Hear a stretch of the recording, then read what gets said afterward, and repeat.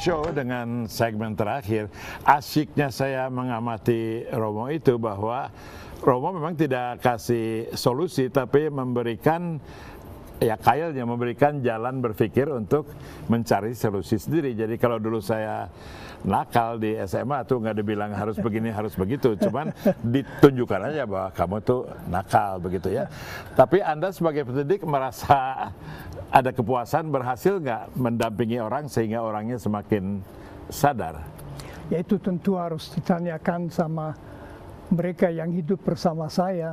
Saya sendiri merasa sangat hidup saya di Indonesia sudah begitu lama, sangat bermakna. 9 tahun lebih lama dari saya, jadi saya ingin meminjam dari pastor 9 tahun ini saya pakai buat apa gitu ya. Anda sendiri sekarang apa yang Anda harapkan bisa dicapai atau apa yang Anda harapkan dari orang Indonesia sekitar Anda supaya pekerjaan kita ini tidak sia-sia? Saya tentu sangat mengharapkan bahwa satu-satunya hasil dari yang kita sebut reformasi itu berhasil, yaitu demokrasi. Itu sudah berhasil kan?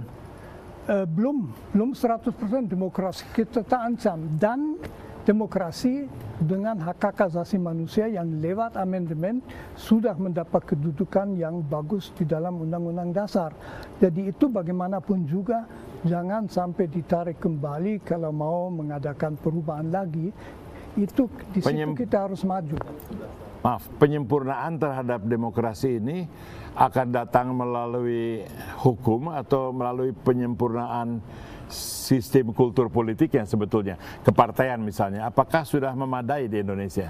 Menurut saya harus datang dari dua-duanya. Sistem kepartaian itu tidak memadai, dan yang paling tidak memadai adalah bahwa biaya menjadi politisi secara struktur begitu mahal sehingga lalu orang menjadi korup, dan itu akan merusak demokrasi kita juga.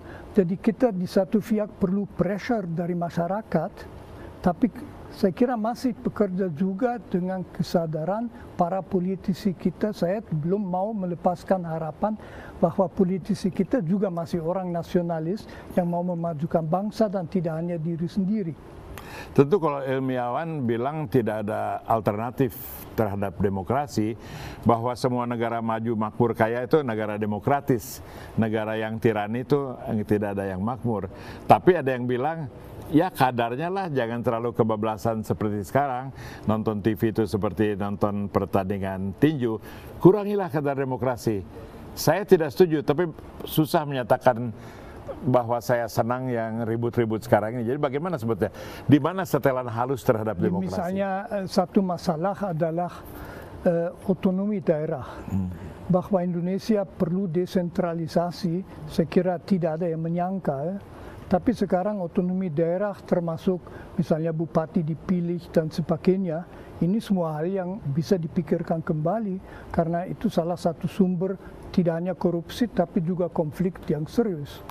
Menurut Pater bisa mundur nggak dari hak memilih langsung gubernur, kepala daerahnya, bupati, ditarik sehingga itu disentralisir sementara yang lain bisa di-setel halus, atau sekali maju tuh nggak bisa mundur gitu? Itu bisa sekurang-kurangnya dipertimbangkan. Saya tidak punya pendapat tegas mengenai hal itu.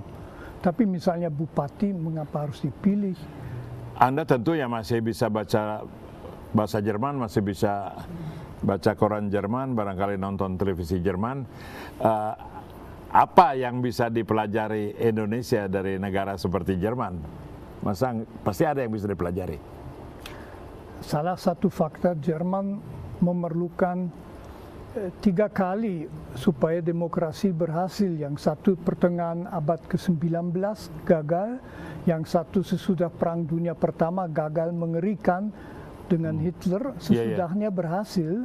Karena itu bahwa kita sekarang juga untuk ketiga kalinya mencoba sesuatu, kita jangan pesimistik.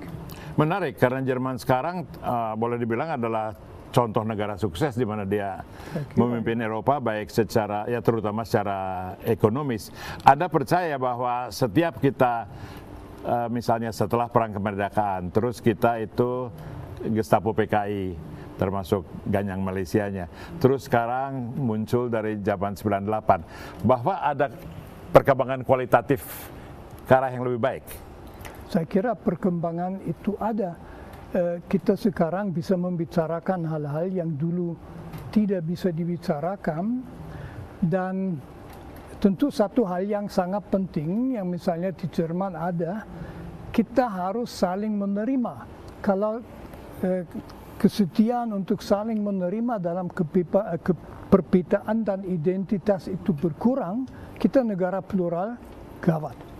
Ya, saya setuju. Saya pura-pura aja tanya-tanya, padahal diam-diam setuju. Dan saya senang persetujuan itu digarisbawahi, bahwa memang kita harus bisa menyimpulkan bahwa kita tuh punya sesuatu yang bagus, itu harus dipertahankan, jangan dicibir, jangan ditinggalkan, sebab kita tinggal di negara yang indah asal kita ingat bahwa kita ini semua indah. Wimar Show.